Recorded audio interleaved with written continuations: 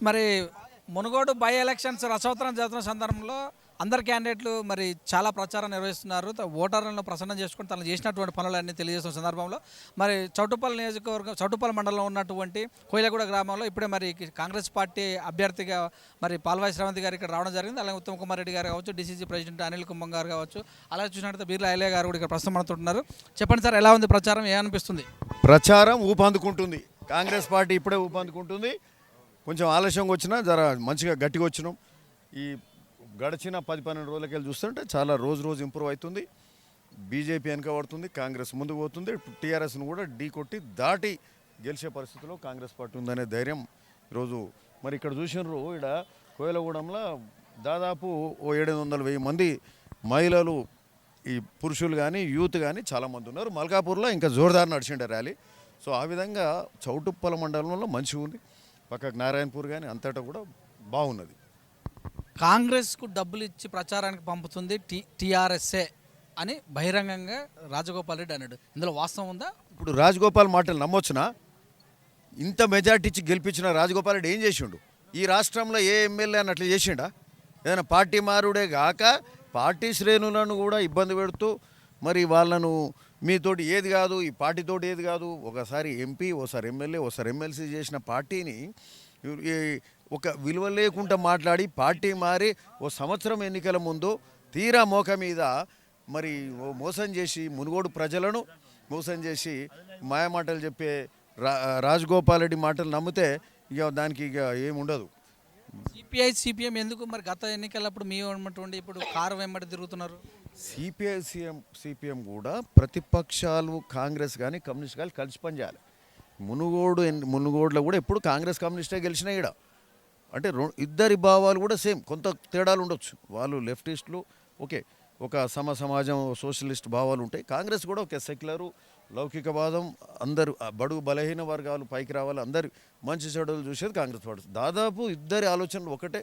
మునుగోడులో కూడా మరి ఎప్పుడు కూడా దాదాపు ఎప్పుడు గెలిచినా ఇద్దరు కాంగ్రెస్ గెలిచింది, కమ్యూనిస్ట్ గెలిచింది. మునుగోడు ప్రజలు కూడా ఈరోజు కమ్యూనిస్ట్ ఎప్పుడు లేదనుకో పోటీలో లేకపోతే కాంగ్రెస్కే ఇస్తారు.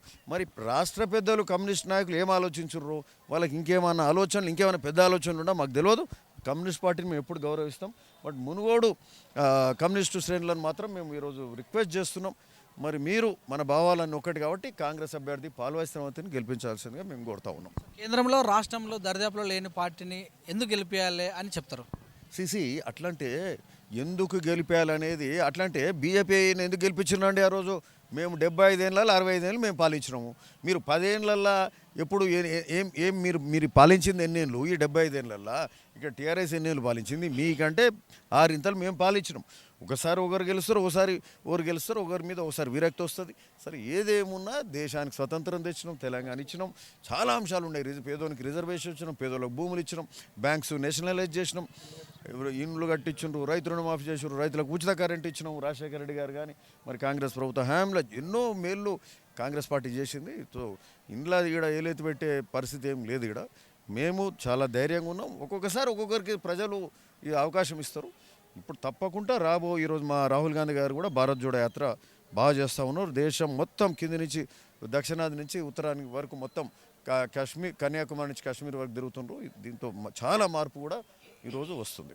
గతంలో కావచ్చు, 2014లో కావచ్చు, 2018లో కావచ్చు, మీ పార్టీలో గెలిచిన వాళ్ళందరూ టీఆర్ఎస్లోకి వెళ్ళారు చాలామంది కూడా.